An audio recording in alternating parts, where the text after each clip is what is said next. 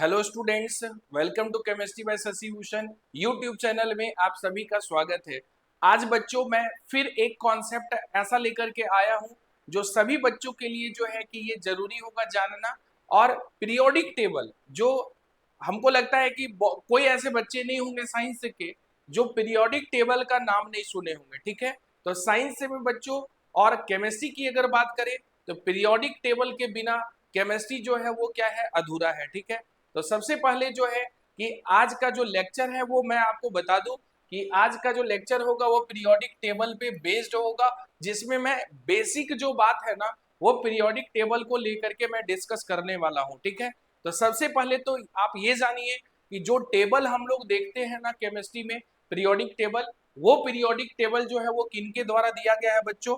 तो देखिए यहाँ पर साइंटिस्ट का जो नाम है वो मैं यहाँ पर मेंशन किया हूँ। साइंटिस्ट का जो नाम है वो क्या है, डिमित्री मेंडेलीव। मेंडेलीव साहब जो हैं कि पीरियोडिक टेबल का जो कॉन्सेप्ट है ना ये दिए थे। और ये कब दिया गया था, ये कब का बात है, तो 1869 का बात है। देखिए यहाँ पर मैं मेंशन कर दिया हूँ 1869 ईस्वी में जो है कि ये पीरियोडिक टेबल को जो है मेंडेलीव साहब ने जो है कि ये प्रिपेयर किया था। ठीक है, और ये बहुत सारे एग्जाम में ये क्वेश्चन पूछे जाते हैं, इसलिए आप इनका नाम जो है वो जरूर याद रखिएगा। ठीक है, नेक्स्ट बच्चों हम लोग ये देखेंगे कि पूरा जो पीरियोडिक टेबल है बच्चों, उसका कंस्ट्रक्शन जो है ना वो कुछ इस तरह से है। जो भी बच्चे पीरियोडिक टेबल देखे होंगे तो पीरियोडिक टेबल में आपको इस तरह का जो है कि कंस्ट्रक्शन आपको पीरियोडिक टेबल का आपको देखने को मिलता है, जिसमें कि आपको सबसे पहले जो है कि ऊपर में इस तरह का कंस्ट्रक्शन होता है। बॉटम में बच्चों सबसे बॉटम में जो है कि आपको इस तरह का आपको दो अलग से जो है वो आपको देखने को मिलता है। ये जनरल जो है कि मैं कॉन्सेप्ट जो है मैं आपको डिस्कस कर रहा हूँ यहाँ पर। तो सबसे पहले तो आप ये जानिए कि लेफ्ट हैंड साइड में जो है बच्चों यहाँ पर वो कौन सा ब्लॉक होता है, ये एस ब्लॉक होता है। ठीक है, राइट हैंड साइड में ये जो ब्लॉक है ये कौन सा ब्लॉक होता है बच्चों, ये पी ब्लॉक होता है। मिडिल में जो यहाँ पर जो आप देख रहे हैं बच्चों ये कौन सा ब्लॉक है आपका, ये डी ब्लॉक है। नेक्स्ट नीचे में अगर आप आते हैं तो ये कौन सा ब्लॉक है बच्चों, ये एफ ब्लॉक है।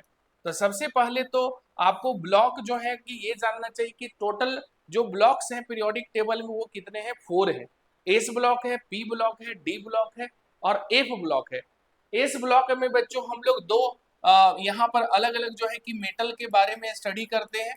पहला जो है वो क्या है, अल्कली, एंड दूसरा जो है वो क्या है, alkaline earth metal. Alkaline earth metals, ये जो कॉन्सेप्ट है ये जरूर आपको यहाँ पर याद रखना है। मैं एकदम बेसिक बात जो है मैं डिस्कस कर रहा हूँ। अगर आप डी ब्लॉक की बात करें तो डी ब्लॉक में जो मेटल होते हैं उसको कौन सा मेटल बोलते हैं बच्चों, हम लोग ट्रांजिशन मेटल्स के नाम से जानते हैं, ट्रांजिशन मेटल्स। एंड जो पी ब्लॉक में जो बच्चों जो एलिमेंट्स जो प्रेजेंट है ना, इसमें नॉन मेटल्स भी आपके प्रेजेंट होते हैं और मेटेलॉइड्स भी होते हैं। मतलब कि जो आपका मेटल और नॉन मेटल के प्रॉपर्टीज को जो शो करते हैं वो कहां पर होते हैं, पी ब्लॉक में प्रेजेंट होते हैं। बॉटम में एफ ब्लॉक आप देख रहे होंगे, यहाँ पर मैं मेंशन किया हूं। एफ ब्लॉक में बच्चों हम लोग इसको यहाँ पर किस टाइप के यहाँ पर मेटल को देखते हैं, तो इनर ट्रांजिशन मेटल्स को हम लोग देखते हैं, इनर ट्रांजिशन मेटल्स। तो इसमें क्या है कि जो बेसिक जो बात है वो मैं यहाँ पर मेंशन कर रहा हूँ कि लेफ्ट साइड में आपने देखा कि एस ब्लॉक है, राइट हैंड साइड में पी ब्लॉक है, मिडिल में डी ब्लॉक है और बॉटम में क्या है, एफ ब्लॉक है। और एस और अगर पी ब्लॉक को अगर कंबाइंडली अगर हम लोग बात करें ना तो इसी को हम लोग क्या बोलते हैं बच्चों, मेन ग्रुप एलिमेंट्स के नाम से जानते हैं। इसको हम लोग क्या बोलते हैं, मेन ग्रुप एलिमेंट्स। ये भी आप याद रखेंगे, मेन ग्रुप, मेन ग्रुप हम लोग डिस्कस करते रहते हैं बट उसका बेसिक जो कॉन्सेप्ट है ना वो नहीं पता होता है। तो इसलिए आप ये दिमाग में रखेंगे कि मेन ग्रुप एलिमेंट्स कौन होते हैं, एस ब्लॉक और पी ब्लॉक के एलिमेंट्स होते हैं। ठीक है, अब मैं कुछ और भी बात जो है कि मैं बताने जा रहा हूं, आप ध्यान से सुनेंगे बच्चों। पीरियोडिक टेबल में बच्चे गलती क्या करते हैं कि उनको पीरियड का जो कॉन्सेप्ट है ना वो क्लियर नहीं होता। ठीक है, कि पीरियड को वो कभी टॉप टू बॉटम बोलने लग जाते हैं। इसलिए ध्यान देंगे, आप जब लेफ्ट से राइट की तरफ मूव करेंगे तो ये पीरियड कहलाता है, और ये 1 to क्या होता है 7 जो पीरियड होता है, ठीक है। अगर हम लोग यहाँ पर ग्रुप की अगर बात करें तो ग्रुप जो है बच्चों वो किधर से किधर होता है, टॉप से बॉटम की तरफ होता है।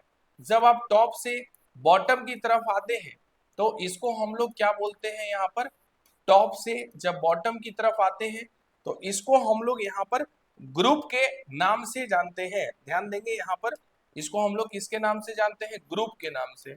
और ग्रुप जो है बच्चों वो कहाँ से कहाँ तक होता है, तो ग्रुप जो है ना वो 1 से लेकर के कहाँ तक है 18 तक। अगर पीरियोडिक टेबल अगर आप पूरा अगर देखे होंगे तो 1 से लेकर के कहाँ तक होता है वो 18 तक होता है, 1 से लेकर के 18 तक होता है, ठीक है।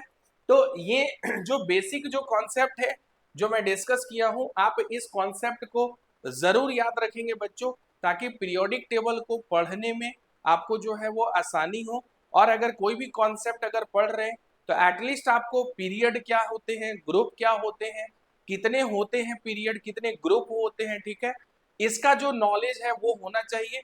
और आपको पता है कि टोटल जो एलिमेंट्स हैं पीरियोडिक टेबल में वो अभी जो है कि वो कितने हैं, आपको देखने को मिलते हैं 118, ठीक है।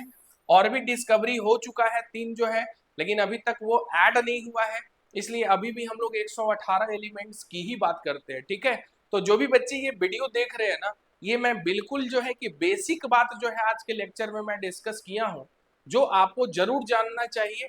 और आप अगर फर्स्ट टाइम बच्चों अगर मेरे चैनल से अगर जुड़े हैं, अगर फर्स्ट टाइम अगर आप वीडियो देख रहे हैं तो प्लीज आप चैनल को सब्सक्राइब कर लीजिए, लाइक कीजिए, और अच्छा लगा तो आप अपने फ्रेंड सर्कल में जरूर शेयर कीजिए। और हाँ, इस तरह का अगर आप चाहते हैं कि नोटिफिकेशन आपको मिलता रहे तो आप बेल आइकन को जरूर दबाएं। Thank you.